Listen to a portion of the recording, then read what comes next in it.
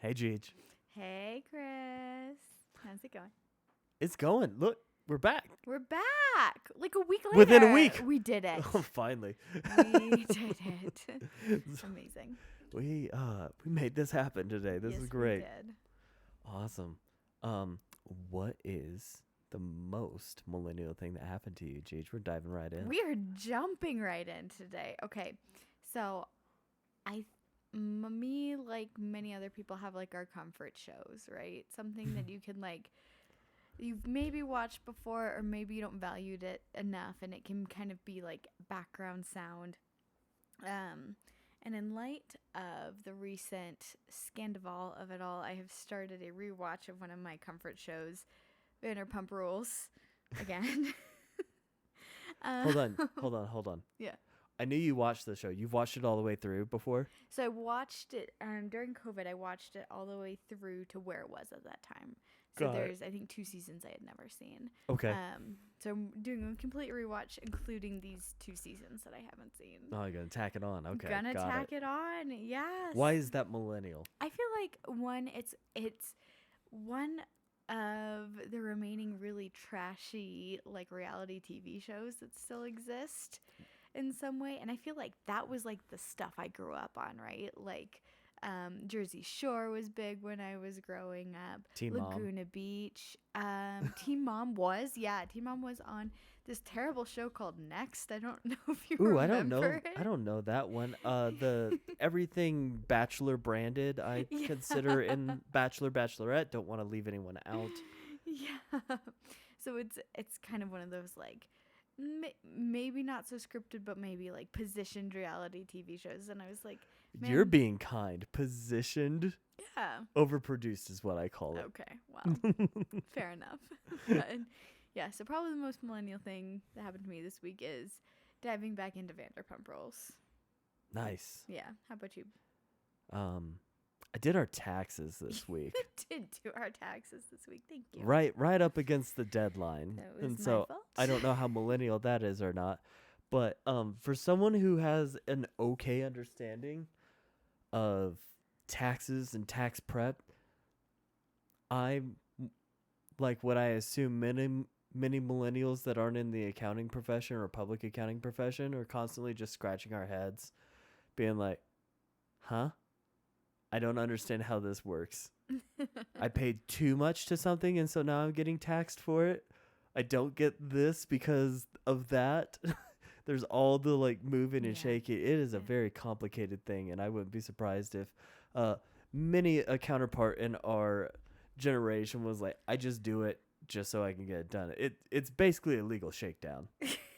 It is a legal government shakedown of, wild. hey, we're not going to tell you how much you owed us.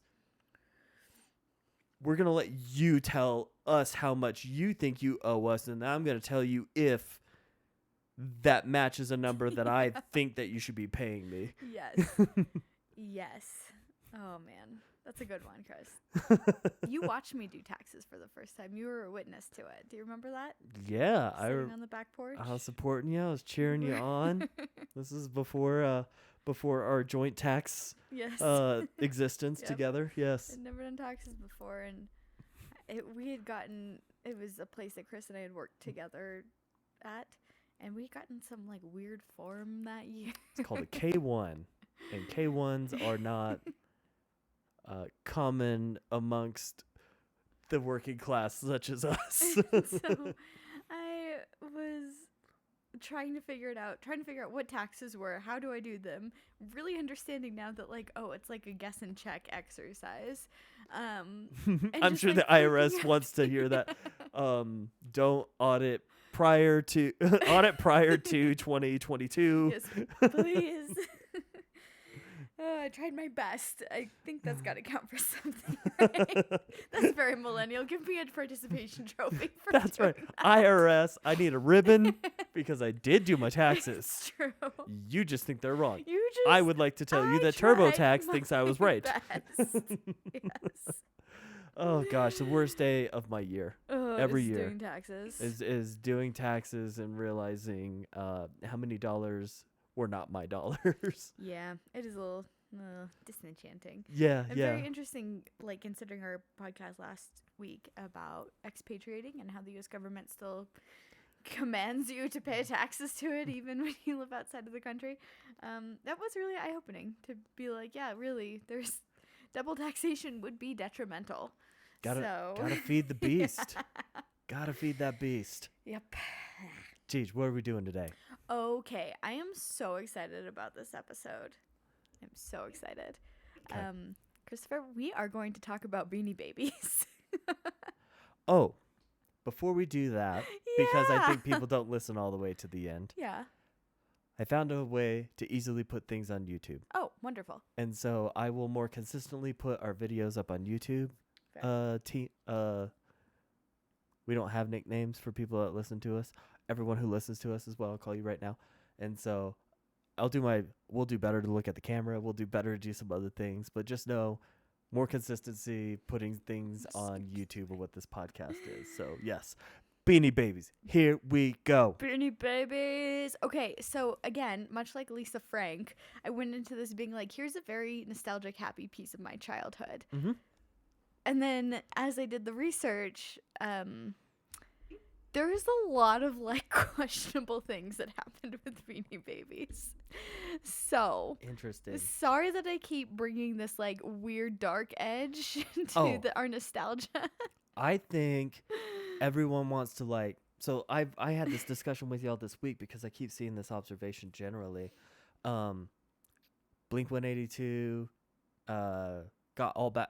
So the form of the band that got the most popular is back together. They played at Coachella, and I was like, I'm sure it was a packed house because millennials have so much nostalgia Yeah. for what happened to them as they were younger. Yeah.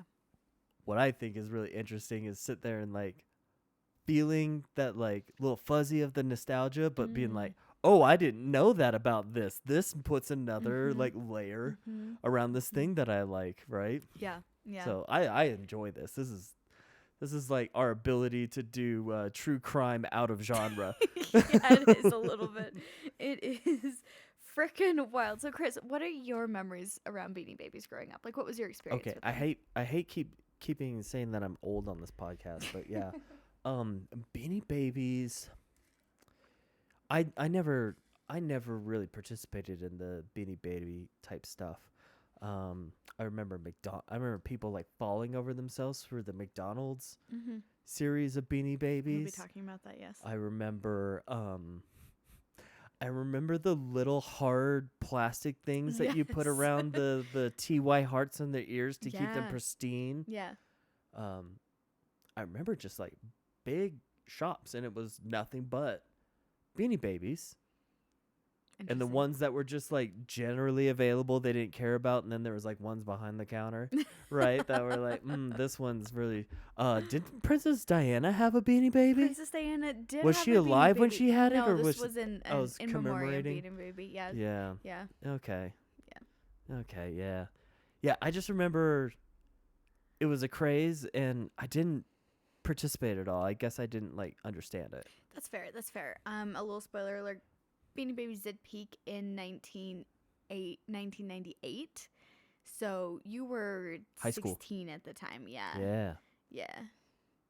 But if they hung out long enough for you, they obviously had a long, slopey downtrend then. Maybe not so much. Okay. I was like, when they disappeared, I was like 8. So they're like a very important part of my childhood. And one of my favorite childhood toys was a Beanie Baby, so they might have lasted a little bit longer.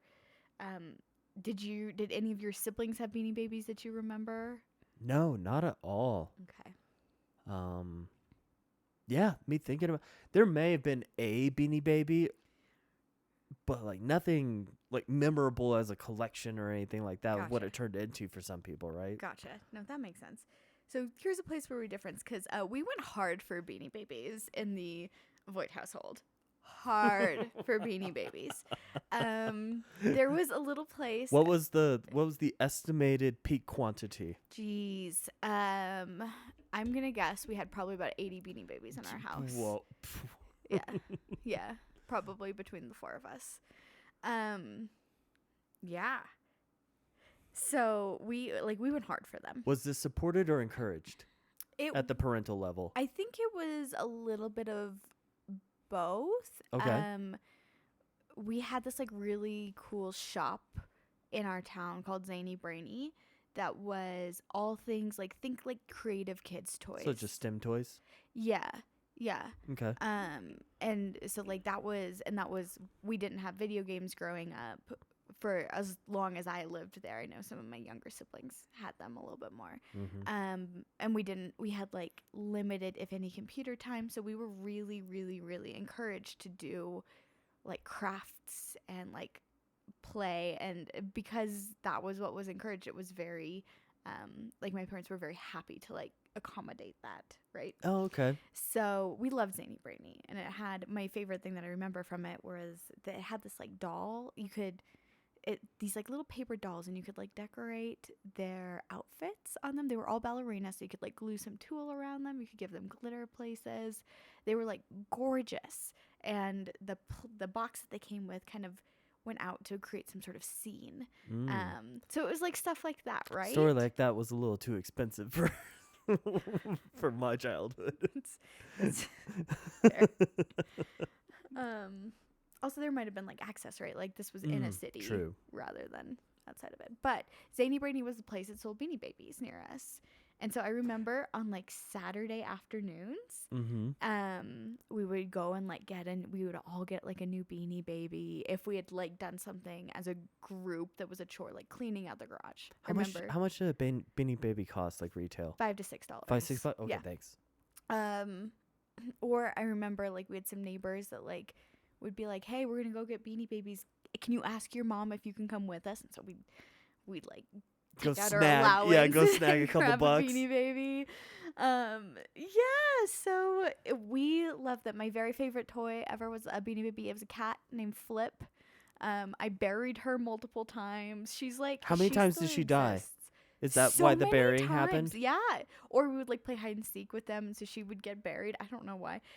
I got stitches at one point in my life and bled all over her. And so she had like blood. She's disgusting. I think I saw her in the box outside. Gross. Yeah. So gross. We did our own grudge cleaning today. Did not get a Beanie Baby after that. We probably need to talk after. Okay. Time out. Can I ask you one question? Yes. As an American Girl doll, I guess, participant? I wasn't. Oh, okay. My sister was, yeah, but I wasn't. Okay. I didn't know how, I loved if there them. was like a fight between like Beanie Baby collecting an American Girl. You were horses. You were horse figurines. I loved horses, Barbies, and Beanie Babies. Oh, okay. So, yeah. And those all go together really well. Your Barbies can ride the Beanie Babies, right? You just have like a giant bowl that they're on. It's great. It's great. But I had a lot of others that I loved. So they were like a huge part of my childhood. So I wanted to look into like what the craze was around Beanie Babies. I remember them being really popular for a really short amount of time and then kind of disappearing. Okay. And then now like we see in stores, we kind of have something that looks like a Beanie Baby, right? They're called Beanie Boos. Oh, really? Yeah. Yeah. I guess I'd never like have kept an eye out for anything like that. I'll show them to you next time when I start. But that's Does the parent company that makes Beanie Babies, are they still around? Mm-hmm. Interesting. Yeah, and very interesting. We're gonna start right so there. So kind of like Lisa Frank. Kind of like Lisa Frank, okay. Still around. You mentioned the tag on their ears. What did you say? You said it was a TY tag? Is a heart, yeah. And then was it TY? Is that what I remember? TY. Okay. But it's not. The company's not TY. It's Was Ty. that for thank you? No, it's named after the founder, Ty Warner. Oh, okay. Yeah. I think there was a bunch of mythology that went in around there. Set the stage for us, Miss G. All right. So Ty Warner, like here's the basic facts you need to know about him right up front. He is a billionaire multiple times over now. He has not done an interview since 1996. Is he the Enya of toys? He's like evil Enya of toys. Evil Enya? Yeah. Oh my gosh, I'm more intrigued now than ever. Yes. This man is colorful to say the least. Does he have a castle? I want evil Enya to have a castle too. He has something akin to a castle in New York City. We'll talk about it. Fair. We'll get there. But so one thing I want to set up front here is he says a lot of things that maybe haven't been true. And so a lot of like the fact finding around him, you take what he says and you take it with a grain of salt, and then other people have gone and backed it up. And then one of his ex-lovers also had an unpublished memoir when she died, so some of it is taken from there too. Okay. Okay. And most of the information comes today from an episode of You're Wrong About This, which is a wonderful, wonderful podcast. Highly recommend it. Okay. But yes, let's get on in. All right. So Ty Warner, like I said, a very colorful character. According to him, he grew up very poor in Chicago. He actually didn't. He grew up quite middle to upper middle class. He grew up in a Frank Lloyd Wright house, actually. Yeah, I don't know how cheap those were way back when. Yeah. But sought after, at least after the fact, Yeah, right? yeah. And during the time, he's a pretty unreliable narrator for his own life, which Okay. is why I'm grateful that somebody did a little triangulation around it. He did have kind of a tough childhood, though. His mom was very mentally ill and was a little bit emotionally and physically violent because of that. Okay. His dad was stepping out on his mom all the time. So, like, things were difficult for him. His dad was a toy salesman growing up, so he is the Nepo baby of toys. We love it. He worked for a company called Dicon. Are you familiar with them at all? Refresh my memory. For some reason, that sounds familiar, but I can't recall. So they started out as a gun importer, and they ended up selling toys along the way. They exclusively sell toys. Their most famous product is like a teddy bear type thing. Oh, okay. Yeah. So his dad was a toy salesman. He really didn't have any interest in that. He moved to LA to be an actor. Why not? Why not? I missed my chance. I should have done that. You did. Starve in L.A. Move over, Jason Momoa. There's a new Aquaman in town. Prodigal son all the way back home. That's exactly what happened. Did it? I'm sure it's not uncommon. Yeah, working in LA, working as an actor in LA doesn't work out for him. So he comes back home and he's like, okay, fine, I'll take my dad up on selling Dicon toys with him. Mm-hmm. And he and his dad have like this kind of rough relationship. They kind of always have. But it gets a little bit weirder. It's rumored that he and his dad dated some of the same women at the same time. So it's a very interesting dynamic to like set up. And this kind of sets up who he is as a person as well.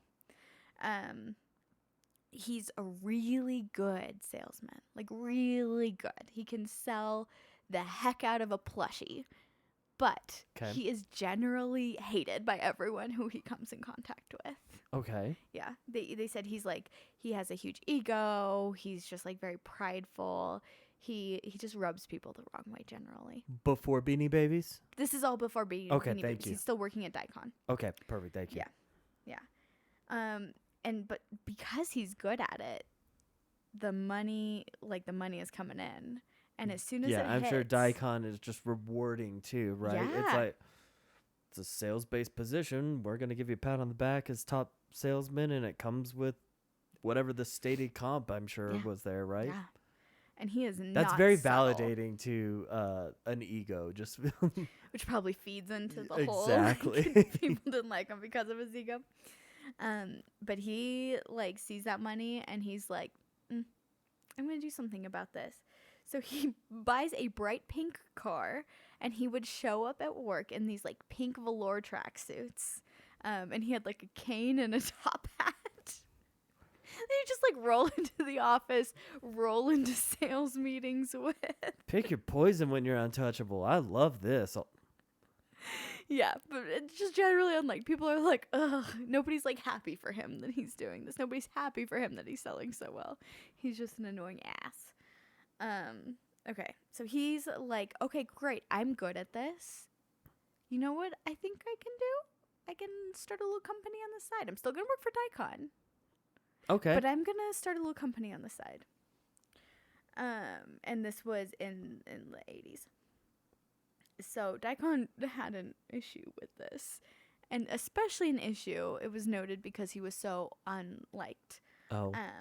And so they hired a PI to track him for months. Was he infringing, or they just didn't like the fact that he was selling away from them? with different products. Unsure what their reasoning, Okay. if they had a non-complete Pete or something like Okay. that. But anyways, they had an issue with it.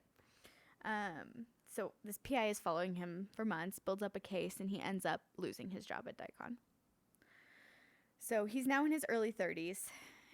He's trying really hard to start all these companies, but they're failing. Yeah, it's a real thing. He's out of money. And then he says, and remember, he's an unreliable narrator, but this is hilarious. He says he has a vision of a huge 6-foot plush teddy bear that comes to his window and says, Ty, you got to go back into plush. Wow. Usually that's a little more religious and more Christian recognized. It feels like a little bit like the ghost of Christmas past coming to him. The ghost of Christmas plush. Yes.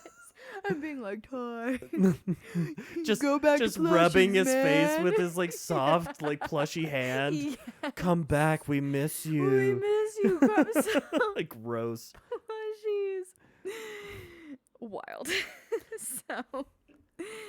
So he's like, great. Well, now I've been told by the plushie gods I gotta sell these things again. But he has no idea where to start. And he has no startup money at this point. He has no startup money. So he goes and he talks to this woman named Patty that he knows. And Patty's a little bit of a character. She was described as Liza Minnelli in looks and like actions. Oh, I love this. Yeah. And she works at the gas station. And how they Because became what a friends. I mean, Yes. just you got to go find a relatable business partner. Exactly. And so Someone selling cigarettes and gas. Yes. So this man, he's not very well liked. He has a hard time making friends. Mm. And Patty is just this kind lady that works at the gas station. A little bit of a big personality herself. That makes small talk with him, I'm sure. Yeah. So she goes and finds him and tells him about her vision. And she's like, all right, that's cool. And he's like, you should go into business with me. Oh my And she's like, gosh. okay, but we don't have any startup money for this. And so what they decide to do is she goes back to community college, and then he goes with her. And while she's studying, he's in the library with her, and he's researching How how old to is Patty? manufacture things in China. Is She's a little older than him, so he's okay, in his mid-30s. so she's she's a little not bit older. she's not a little younger and No. naive to No. be misled. Okay. No. Okay. And please remember her name is Patty, because that will come back in later. So he's doing all these things. They still don't have any money, and they're unsure how to get it. But then, like, this thing happens. His dad dies. Inheritances, I'm sure there. Yeah.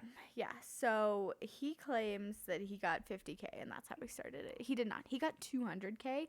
Plus, he didn't tell his only sister, Joy, that his dad had died for 5 days. And during that time, he went and he cleaned all the antiques out of the house. Yeah. As one does before the person who's running the estate and liquidating the estate steal. Correct.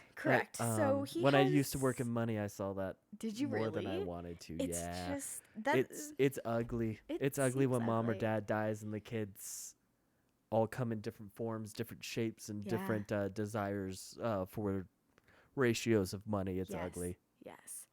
No, and so Joy gets not a lot. Okay. And this kind of sets up how he treats the women in his life for the rest of the time. Joy seems, by all accounts, lovely. She works at a massage place. She has a lot of dogs. That's what we know about Joy. Yeah. So they have this like startup money now, and so what are they? $200,000 in the 80s. $200,000 plus whatever they sold in the antiques for in the 80s, which All was right. an undisclosed amount. So $250,000+ million easy.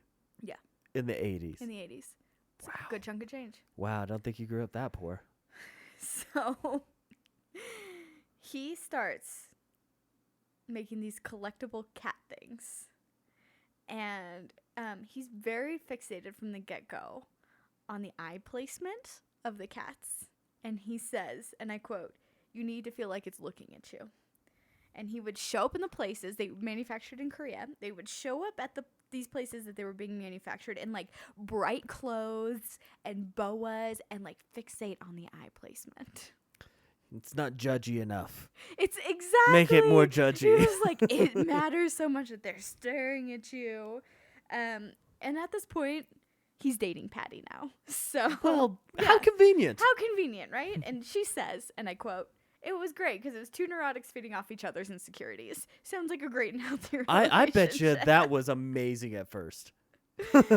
I bet it was. I bet it was.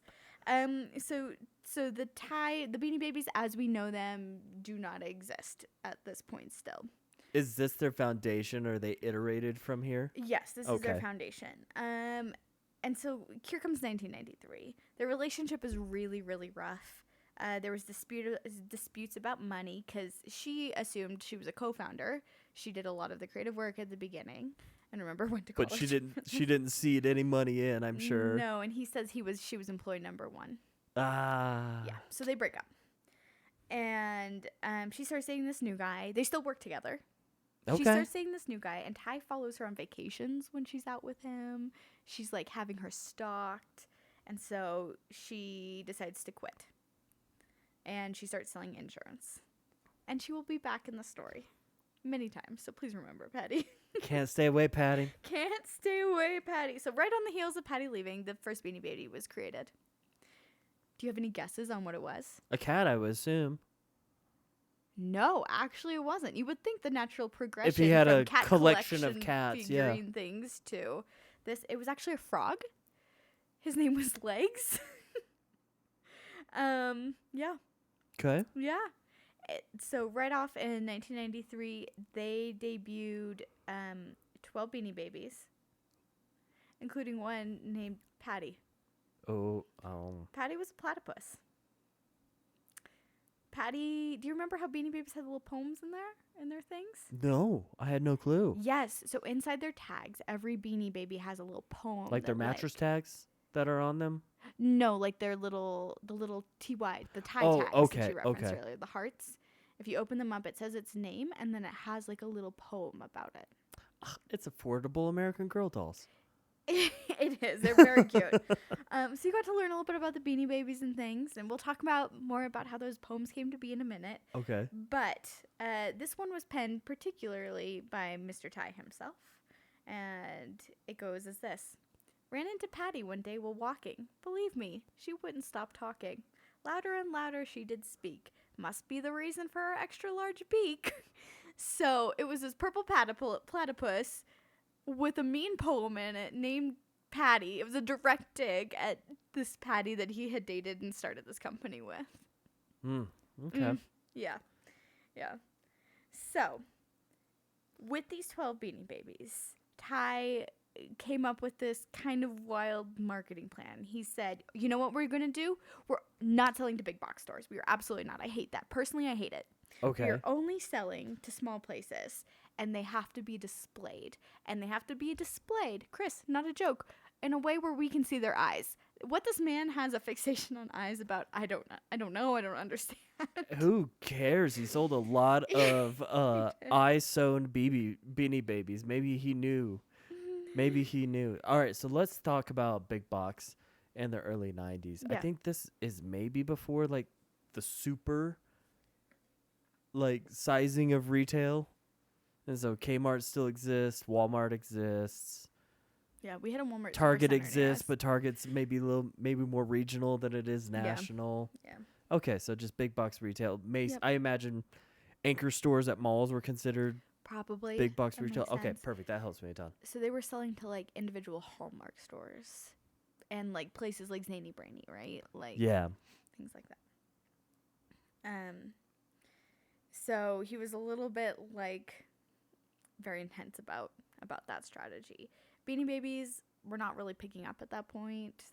People were like, "Oh, okay, cool," but they weren't the craze that they would be. Enter Lena. Lena, I can't remember her last name, but she was 19 when she got hired. She was the 12th employee for the Thai company. She was technically a telemarketer, but she really was very creative, and she threw other ideas out there. So she'd be like, what about this animal? What about this functionality? Two things she proposed in particular was the poems inside the tags. Okay. The day she proposed it, she was like, wouldn't that be cute? Ty said, I love that idea. At the time, there were 80 distinct Beanie Babies out. And he said, can you write them all by tomorrow? Hold on. He released 12. Yeah. How many years before? This is still in 1993. So Okay. he grew his SKU count So quite a bit. So instead of just being like, 1993, maybe I 1994. should see marketing at this. No, we're gonna lean in this R&D dollars, The and we're antique gonna money run at them. and stolen money. Man, was that burning a antique, hole in yeah, the that antique market. money. Woo! Yeah. So, he's like, yes, I love it. Write 80 me 80 overnight. 80 SKUs in less than a year. Yes, in about a year. Oh my gosh. And you know what? By golly, Lena does it. She writes 80 poems for these Beanie Babies overnight for them to be printed in their tags. She was also the very first person to say, let's start a website. This was 1994. This is someone that didn't want to do the real job and just be a telemarketer. Correct. I do not blame She her was a at all. college student at the time. Okay. And so she hires her brother to help create this website. And it's at this point, like, people aren't super adopting to the internet. The internet is being, like, fastly adopted too. People are viewing it as a phase. Kind of their initial This is well before targeted group. .com, Yeah. right? So Yeah. this is years before the bubble. So she's like, this is great because Ty does not want to talk to the customers. He really doesn't like it. He's not good at it. He hates it. It's just better for him not to be the voice, the face of the Ty company, if you will. How is he a good salesman? Who knows? Who knows? That doesn't line up in my head. I don't like talking to customers, but I can sell anything to anyone. Who knows? He might have felt like he was above it. I don't pretend to know the mind of this man. Fair enough. So she created this info beanie, which was essentially a Beanie Baby front that would give the information about the Thai company to visitors to the website. So it was the spokesperson Beanie Yes. Baby? Yes. It was Okay. a Beanie Baby that was a spokesperson. And it would essentially talk to the customers for the founders, let them know when new releases were happening, let them know like what was going on in the Thai company. Yeah. So that's a big thing. There were also, she created like different profiles for some of the Beanie Babies that were out in the market at that time, and they had like daily diaries that she would update, kind of saying what they did in Beanie Baby world that day. All of these things. So it was Wow. kind of like, she was a hard worker. Go Lena. Wow, Yeah. Lena, and her getting brother. it done. Yeah, and all There- that while going to school. That reminds me of the like founder of Nike, Mr. Knight. I forget his first name, and like the story, how true it is or not, I do not know. Where he's like, I didn't have like a label. We didn't have like what Nike's trademark look was. Yeah. So he hired like a college student that needed a couple of bucks so she could buy a homecoming dress or something. And the Nike swoosh came from that creative mind for $500, and now it's a multi-billion-dollar iconography. Yeah, it's one of the most like recognizable. Yeah, it's things, it's right? unbelievable sometimes. It is. It is. All these. If you're a college kid out there, don't let people take advantage of you. Don't do it. Okay, so now we're in 1995. And all of a sudden, 1995 holiday season comes around. And the 90s were already kind of big for collectibles. Like, What was happening in the 90s collectible wise? like baseball cards. Okay, were I was a big baseball card kid. thing. Pokemon cards, I think started maybe in the 2000s, but there were Okay. like some predecessors, I'm sure, to that. When I think of like 90s collectibles, I think of like people in their shot glasses and their like little spoons and things like that. Yeah, definitely. I think maybe action figures were maybe that period of time. I don't know. So already kind of people were already primed to collect things, and there were these 5 to 6 moms that lived in Napierville. And In they were just- Illinois, okay. In Illinois, yeah. All of this is in Illinois so far. Oh, so he's just distributing. He's back in Chicago. This is where it's He's all back happening. in Chicago. Thank yeah. you so much. That helps. Yes. So these suburban moms were buying them and trying to compete with each other to collect them all. And so it was really like 5 or 6 of them. And because Ty was so freaking specific about the eye placements, Mm-hmm. sometimes he would get a batch in and he would be like, the eyes are wrong. And he'd call the factory and he'd be like, burn them. And so these Beanie Babies that were like from the burned batch, you're like, oh, you got one with like funny looking eyes? Like that is probably worth Just more. one that's looking off to the right generally. Yeah. So they'd be like, hey, that one has a weird eye. That's more valuable. So they got really So they into created it. intrinsic value Right. additional to the $5 that these things cost, or less because they were getting the burned one. No, I'm sorry, they were still the buying burn them ready at ones. retail. Okay. Yeah, yeah. It would only be like after he saw them, and it was like, no. Apparently he wasn't big into quality checks at this point. Not with that antique money. Not with that antique money. And so these 5 or 6 moms, and one of them happened to be, she like, I can't remember what the word is, but she like wrote every once in a while for People magazine. Oh, okay. She's just a contributor. Yes. Okay. And so she got like an article about Beanie Babies in there at some point, and so they started to get a little bit more popular. And so 1995, the holiday season rolls around, and because they're kind of growing popularity, particularly in the Midwest, particularly with middle to upper middle class families, the Beanie Baby is kind of the hit gift for the year. So much so that Ty forgets to buy enough materials for one of them called Lovey the Lamb, and he just decides, we're going to retire a Beanie Baby. Like, instead of fessing up and being like, I didn't plan enough material for this one, he just retires So it. he makes it more rare So in he that moment. introduces scarcity into the market and the thought that Interesting. any Beanie Baby can be retired at any time. Oh, So, yeah. wow. This is where things start getting spicy. I want to say Lego had that problem one Christmas season Really? where they didn't have enough inventory. I want to say this was maybe during the peak of the pandemic, where supply chains were a little wonky. Yeah. And they just didn't have enough product to sell. It's a very interesting thing, really right? Interesting, yeah. So instead of fessing up, you just say, oh yeah, this one's gone. Yeah, oops, this one's gone. And what that does, on top of already like finding kind of the weird one-off Beanie Babies that weren't supposed to be full production runs or whatever, you're getting now things that are going that are retired. So you're creating the secondary market for Beanie Babies, which is very interesting. People are... This feels a little like MLM-y. Oh, yes, it is exactly Okay. MLM-y. It feels a lot like LuLaRoe to me. Are you Oh, familiar yes! with them? I didn't want to bring up LuLaRoe because maybe no one would sit there and understand it, but it very much feels like LuLaRoe to me. Yes. Can you help people understand what LuLaRoe is? Okay, so there's some fabulous documentaries on it. Highly recommend taking a look for yourself. But essentially, it's a legging company. That is competing with Lululemon, but not even close, right? No, the quality's not great. But what they do have going for them is they have a lot of patterns. And so people would sign up. You didn't get to choose as a distributor, as a LuLaRoe distributor. You do not get to choose what patterns you have. You pay in to get a kit. Yep. And you get a grab bag, Yep. right? Yep. And so there's some like concept of like maybe the people higher up were getting like the better patterns. There was a rarity to them. You were like, oh, this was a limited run of Mickey leggings, and you really wanted the Mickey leggings for yourself to Even sell though they them. didn't pay the trademark for the Mickeys or No, on the leggings. No. So it was this like very scammy thing where it's like, okay, lots of people bought into it, and like, did people make money? Yeah, people making money, but it was like the first 8 people into this company. Much like the Beanie Baby fad that we'll see. There was a huge... I remember, like, people being, like, head over heels on, like, Beanie Babies are so valuable. You'd mentioned the acrylic tags. That's what they were. Mm-hmm. Yeah, they were, like, little acrylic things that you would put over the tags to preserve them. I knew someone in my life that had a Princess Diana one in a glass box. Like, this was 2013 when I saw it.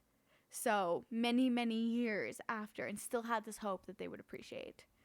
Yeah, so there were like people who play, like, we played hard with our Beanie Babies, and then there were people that were like collectors of them, like absolute collectors.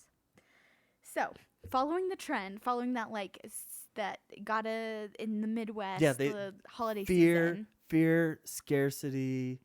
Like, just everything that boils, like, the pot to the, like, steaming point was all happening at once? Yes, and these moms were actually making money. These Napierville moms were making money off of Beanie Babies. Napierville is a little high middle class, right? If not...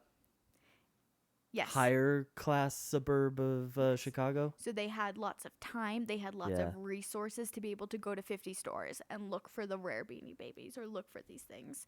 And so people were monetizing them in different ways. Okay. People were, there was a lady who made this whole like guide on Beanie Baby values.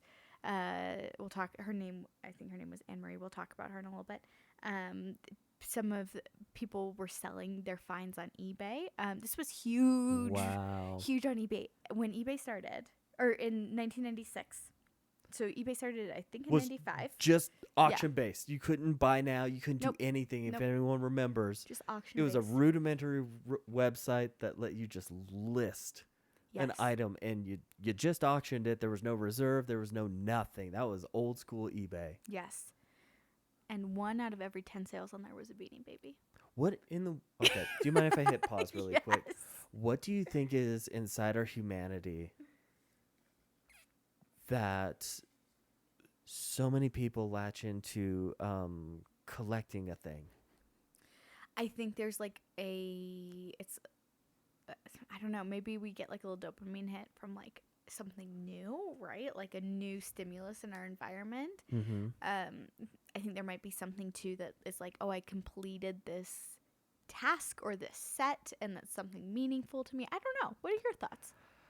I think it's like that whole concept of gamification that we've recently kind of like figured out Yeah. within the technology and how technology interacts with us. Yeah. I mean, if you sit there and think of just Candy Crush as a game generally, what does it Yeah. do? Reward you. You get a little bit of progress. You know, it's all that like little bit of like dopamine. But like the collection things have been around Yeah. for the longest time. Yeah. I mean, we And play virtual collection. We play virtual Pokemon Go. Yes. Yeah. And that's Mhm. like very collection based, right? But yeah, it's just been. I wonder what's deep inside our humanity that like is just like, ooh, I have 3 of these and there's only 8 left. I can go find the other 5. Yeah. Yeah. Right. That's wild. It is wild. It is wild. Okay, so we're in 1996. He starts dating a lady named Faith. He knows Faith because he hired her to fix his light fixtures. She works at a light gallery store. Yeah, those are I like those. Yes, I have many memories of my childhood being in a light gallery store. We'll save that. Yeah, that thought another train for an time. after dark episode. But he asks her out, so she's in his house fixing his light fixtures. He asks her out, and she says no. And he remembered not great at treating women well. No, he's just a sales guy. He doesn't take no the first time. He has her car blocked in until she says yes. Fair enough. He's a Yeah. creep. Yeah. So years later, she has an unpublished memoir that was released after her death about 10 years ago. She said that she was struck by his flair and the drama he creates, which seems to kind of wrap him up a little bit as a person. Interesting. Yeah. So she just like being audience to his chaos? A little bit, yeah. There's something about it that she digs. So she moves in. She has 2 daughters, and her and the 2 daughters give him a lot of ideas about Beanie Babies. One story that was pointed out was he was trying to figure out he was trying to make a ghost Beanie Baby for Halloween. Okay. And he could not figure out like how it would work. And one of her daughters, she was 9 at the time, came up and was like, well, what if you did this? And like created a prototype for him. Okay. And he originally credited her in the little tag, in the poem in the tag. And then like when just enough time has passed, removed her from it and was like, no, it was all my idea. So, yeah. So, but Faith is a big part. She's in there. She's suggesting things. She's creative. She's helping with the color swatching. So and Lena got everything. replaced.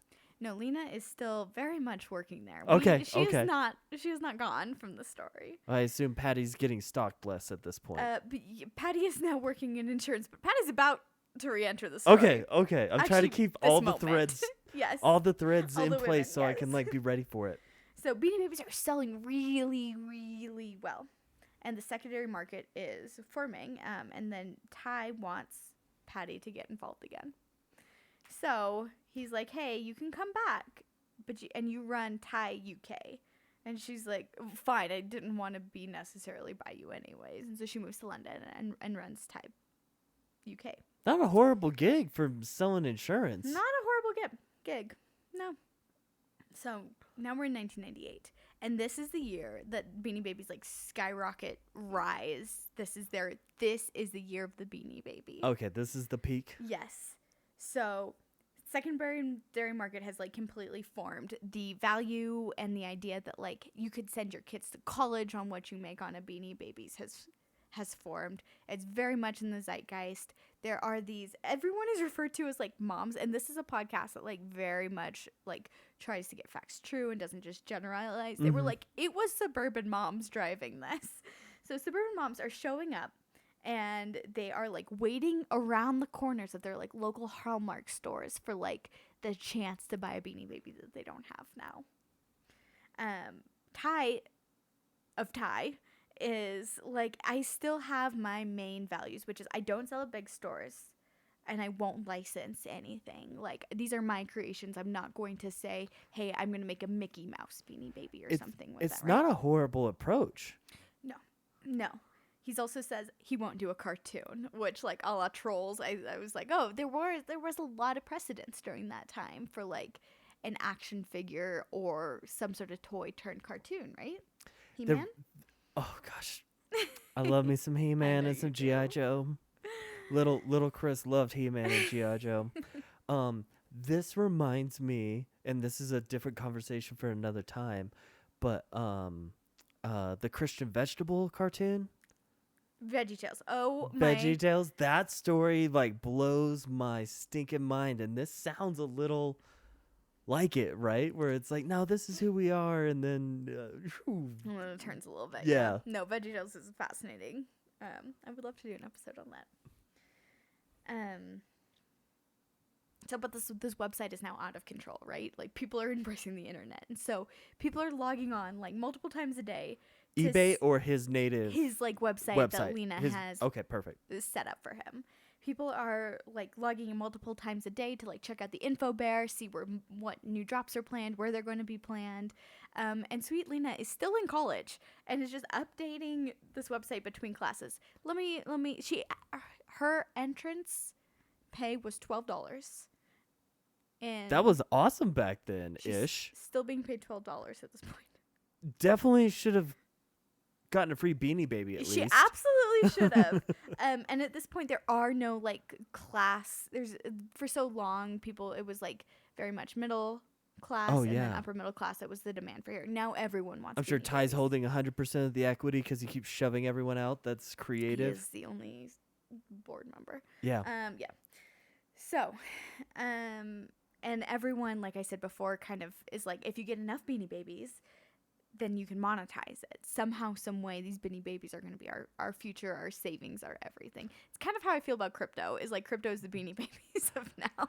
I was actually feeling sorry for the poor IT guy that was having to like increase rack space to keep this website up that was pre-cloud computing. Right. That poor guy in a cold room somewhere just spinning up servers in a closet. But continue. So Ty's not super happy about the secondary market, but there's little he can do about it since he's kind of done it himself by like rarefying Beanie Babies. Yeah, it increases his sales, but it also creates a secondary market. So how many times was he rarefying? Was he just doing single runs? Was he doing multiple runs? Was he misleading people? We will get to the misleading later. Okay. But okay, yeah, sorry. He was not it wasn't uncommon for him to be like, oh, this Beanie Baby is gone now, right? Okay. Yeah. So, but he's just generally not happy with like this kind of the secondary things that are happening around Beanie Babies. Is that because he's not getting a cut, or because he can't control? He's not getting a cut. Okay. So these price guides being developed by these moms, that they're making tons of money off the side. One of them, I think Annabelle. But she made one, and it was like a distribution of like 1.1 million copies a month that she was selling to people. So she had a Beanie Baby newsletter. Yes. And a price guide for like which Beanie Babies are the most valuable right now. So what are they worth? She was a bookie. I guess for Beanie Babies. Yeah. So she was making, so Ty just starts slapping people with lawsuits at this point. And people aren't like super happy about that. It kind of puts a bad taste in people's mouth around the company. Like, this company is Okay. supposed to bring joy, and it's a little chaotic. So this is kind of the beginning of the demand. So all this time, Ty has been like, hey, we're not doing any of these big box stores, but he backs off to do the Teeny Beanie promotion at McDonald's, which you referenced before. Yeah. What do you remember about that? I don't know how McDonald's every handful of years finds something that just lines people up to the McRib, Yeah. McDonald's Monopoly, I love McDonald's Monopoly. and Beanie Babies, and maybe one or two other, like, I'm buying children's meal, but I'm not a child because I need this last Power Ranger or whatever it is that's only a McDonald's issued thing. Yes. It's wild. It is Wild stuff what Yes. McDonald's does. Yes. And these Teeny Beanies were exactly what you described. So I remember I had a few. I remember, like, one of us had, like, the bowl. I can't remember the bowl's name. But the big version, and then we had, like, the baby version of it. We had a handful of, like, the big version and the baby version. We loved them. Did they come with clips? Were they like keychainy? I am I don't remember remembering them that being wrong? keychain. Okay, never mind. They very well could have been. Okay.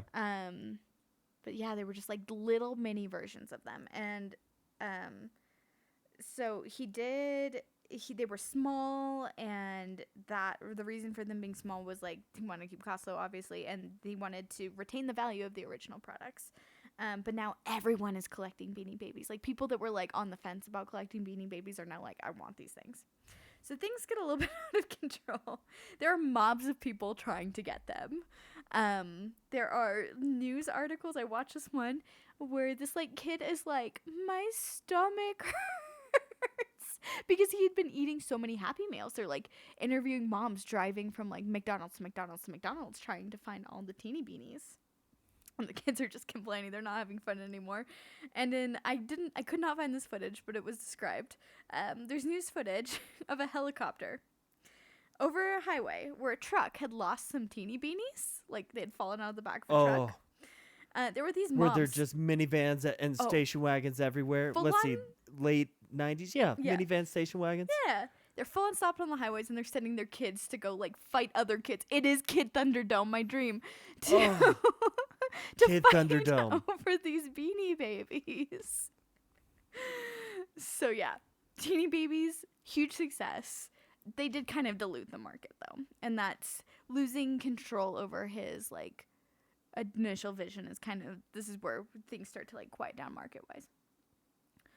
So that was 1998. He was also launching new Beanie Babies so frequently that people that were trying to catch them all, like, couldn't catch up, couldn't keep up. Couldn't get them all. Yeah, the completionists were like starting to give up at this point. But that year was like killer for money. So December 1998 rolls around. This all happens in the same day. Ty says, you know what? I'm giving everyone a Christmas bonus that works here. Everyone gets their salary doubled. So for poor Lena, she's still at $12 an hour. But they're making so much money that the stingy, mean man that he is, has no problem doing that. Okay. It's so much money. And Chris, do you want to guess how much money he was making? How much money the Thai company made in 1998? Craze stuff like this. I don't know, 800 million. I can't even like fathom a starting point. 1.8 billion. Okay. Ty was so I was off by a bill. Cool. You were. Ty was the only shareholder, so he made personally $700 million that year. Wow. Yeah. So in the same day that he's giving everyone Christmas bonuses, Faith finds out that Ty is cheating on her with Patty, who is in town. Yeah, there's something genuine about Patty. There is. Especially that she keeps coming back. Yes. We don't judge you, Patty. We don't judge you. We celebrate you. No. So Faith confronts him. She punches him in the face, which I'm pretty proud of Faith for doing. Oh, Faith, not in America. But unfortunately, and she breaks up with him. Unfortunately, he kept saying, like, when we hit this financial mark, then we'll get married. It was all a ploy. They never got married. She gets no financial benefit. She tried to go back and through the courts, Can't. like get a formal title at the company because she did so much work. And essentially he says nope. And he sets her up in a mansion in Santa Barbara, and tells her to like essentially go away, and she dies loving him, which is really sad, I think. Oh, yeah. I don't like this story now. It is sad. Patty. So Patty and Ty get back Patty. together. UK Patty. And Patty said the hardest part of having a relationship with Ty is that he never loved you, which I found really heartbreaking. Like, all these women were treated horribly by this man. Yeah. Oh, But maybe that's something to think about instead of collections. Like, what is it inside the human head that wants something more than someone Yeah. else? That's a wild conversation. Maybe not this episode. Yeah, right? We'll go for a Woof. deeper one. So in 1999, it starts to sink in. Like, maybe a la LuLaRoe, it was only a handful of people that were ever going to make money off of this, and we will not be sending our kids to college on Beanie Babies. The retail value has never changed. So it's consistently been $5-6 for 8 years at this Yeah. point. Yeah. Okay. For 6 years. But resale values are starting to drop. The market is absolutely flooded. Like I said, new Beanie Babies were being launched very quickly, and people were starting to give up Connectionist. So I mentioned that he was litigious. It is in 1999 that he does sue a company called Holy Bears, which is like a religious Beanie Baby knockoff. And I just laughed because it's like, what part of the market share was that taking? I don't know. Boy, I am a big believer in intellectual like property and things like that, but sometimes when you're just making your own version of something that's been versioned how many times for how many decades, like the stupid cookie bullcrap that's happened here. Yeah. And it's like it's all Cookie Wars gone is now, but it's like, crazy. oh, we're the only people that know how to sell cookies in boxes, so we're gonna sue you. It just doesn't make sense to me. No, I agree with you. But he's a little bit freaked out that like maybe Beanie Babies' heyday is over. So he does what he does, and he tries to retire a bunch of Beanie Babies to increase their value, like right on the spot. It doesn't work. Okay, he's manipulating a market. Yeah. So that happens. At this time, Lena goes to him and says, "Hey, I've been really valuable to your company for the last however many years." Lena's still making $12 Lena's after. still making $12 an hour. I hope she's done with college after 5 or 6 She's years done with and making. college. Okay, thank Yeah. you. Good for you, Lena. So she goes to the executives and said, "Hey, I've done all this work. I want a salary of, I think it was $125,000, which is probably not what she was even not even close to how much work she had put into this company at this point." Yeah. And they tell her no. They kind of laugh in her face. So she quits. She's now a children's book author and seems to hold like very, very, like not a lot of ill will towards the company, which like better person than I was, I'd be like, How many manuscripts does she Forget have? you. Yeah, how many Yeah. child's book manuscripts does she have? Is like somehow, some way, there's a dead Beanie Baby at the end of that like manuscript, and like, well, can't publish this. yeah. They're like, oh, nope, can't do it. Can't do it. So Lena's out, so they lose some of that too. So he makes, now Ty is a little freaking out, and he makes his final bad decision that brings the ends of Beanie Babies. He says, Beanie Babies are gone forever. This is what I'm thinking of. I'm thinking of ending the Beanie Babies for forever. So on his website, he puts up a poll saying, should I end Beanie Babies, yes or no? He makes people pay 50 cents to vote in this poll. So he's like bringing in some cash through this website. Of course, everyone was like, no, don't quit the Beanie Babies. We love them. He was having people pay 50 cents to vote no. Yes. This is such a like common grift in America. Like, I'm not even surprised. It feels like an influencer. It feels like influencers maybe, I don't know, hypothetically deciding that they were going to book trips randomly and then have already booked the trips in advance, and they're like, haha, we're going to let you think it's random, but it's not. And this is what he does. So even though people are voting no, he's like, too bad, we're retiring the brand December 31st, 1999. He says, Y2K is coming. The world is ending. Wave of hysteria, and I do remember that year Yes. of Y2K Yes. and being mildly worried in my life. But okay, so he creates a mass hysteria, one more push to revenue. Yes, and his secret plan was he was going to retire the brand, drive up sales, and then a few weeks later was going to bring them back to what he hoped was higher sales. And he was suing the Christian Beanie Babies. Correct. That's what the Christian Beanie Babies should have done. Right. We're gone. Just kidding. 3 days later, we're back. Chris, that was such a good one. So he creates a final Beanie Baby. This is the drama. We love it. It's called The End. The Beanie Baby is called The End. Do you have any memory of this Beanie Baby? No, not at all. I But didn't for some either. reason, I want it to be like a Matrix Beanie Baby or something Oh my like gosh. that. Very cool. It is, the traditional bear shape. I assume. Yeah. It is totally, it's a blacked out bear. So it has like the black eyes, black body, and it has a little firework on its chest that says The End on it. And the poem inside says, How did Care Bears not come after him? That is, you just described a Care Bear that was 2 decades before him. no, like the Princess Diana bear had like a Oh, flower it's up here. on It wasn't on their yeah. belly. Okay. No, it's on their like chest. Like a Okay. little thing. I had a peace bear that had a little peace sign on it. I think it was called Jerry actually, or Garcia. It was the Garcia bear. We love Wow, people didn't sue him. People didn't sue him. Woof. I know. All good things come to an end. It's been fun for everyone. Peace and hope are never gone. Love forever and so long. That was the poem on the end of like the final Beanie Baby. Sounds like something Taylor Swift wrote. I don't do Swifty like that. So he does this. Everyone is like, Beanie Babies are over. He goes along with his plan and does announce that they're back weeks into 2000. People are pissed. They're like, we've been lied to. Sales are really, really, really bad. And from that point, he tries to launch a few other lines kind of offshooting on Beanie Babies. Yeah. Beanie Kids. I remember a couple of like fancier ones. My mom had one called Isabella. Yeah. Also maybe an After Dark episode. I have a very close connection with that bear. But so these like diffusion lines for better. Okay, these spin-offs. Yes, are not doing great. So he sends his employees like mafia style into these small businesses because he's still never sold at big box retail. These small businesses and being like, you gotta want to buy some of these. I don't know what accent that was, but like, you're gonna want to buy some. You're gonna want to buy some of these Beanie Baby things. And they're like, no, thank you. We just want the originals. And they're like, no, you want Beanie Kids. Oh, so okay, so it was a little coercion. Yes. And so essentially, like, at this point, one thing I need to mention, we talked about the castle, him being like Enya.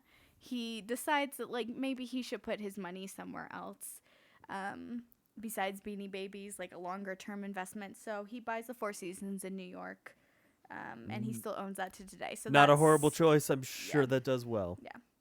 So after, like, kind of as the Beanie Baby diffusion lines are kind of dying out, he's pretty much a hotelier full time. And he just kind of stopped caring and did everything he said he wouldn't, which brings us to today's Beanie Babies, which are called Beanie Boos.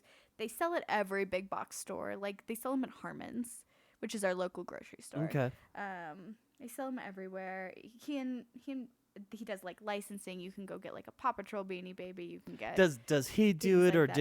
did he spin off? They put another C-suite in, or a board that was like, we're gonna go try to make some money again. To my knowledge, it's only been him. Really? But yeah, he's a little bit more removed from the data. Okay, so he's got other distractions. Yeah. Got it. Yeah. He and Patty break up at some point, and I love this. She makes him sign an agreement that he's like, I hate you so much. Please never talk to me again. You cannot talk to me again. And he signs it.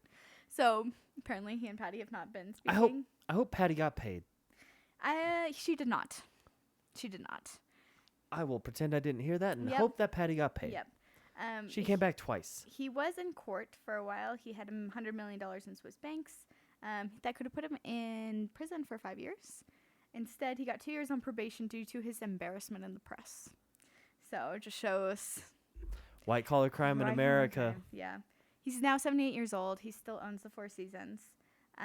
He is getting older though, and he's continued to be a complete asshole to the women in his life. His sister Joy, who we talked about at the beginning, didn't see a lot of money throughout her life. Needed some surgeries. He, at $3.4 billion, is what he's worth. Refused to pay for any of her surgeries.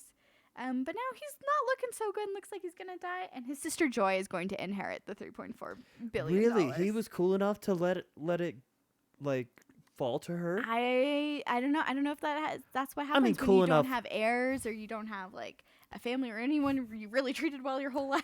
That's like that's like the meme that's going around like social media right now for like millennials that don't have kids. They're like, who's gonna take care of you? And everyone's just like, well, like shrugs their shoulder. They're like, I don't know. I don't know. I'm not worried about it. Yeah.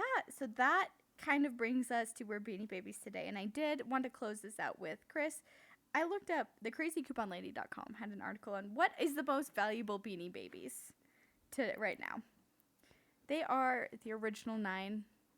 They say 9. I think it was 12. And they're not. They have to be in mint condition. And still, at this point, they're only worth like 20. Like the original Patty the Platypus is on there. Princess Anna Bear is the most valuable. It's about $65. There is a Pincher's the Lobster, which my dad had, is $50. Patty the Platypus is at a solid $45. So I hope Patty got her due.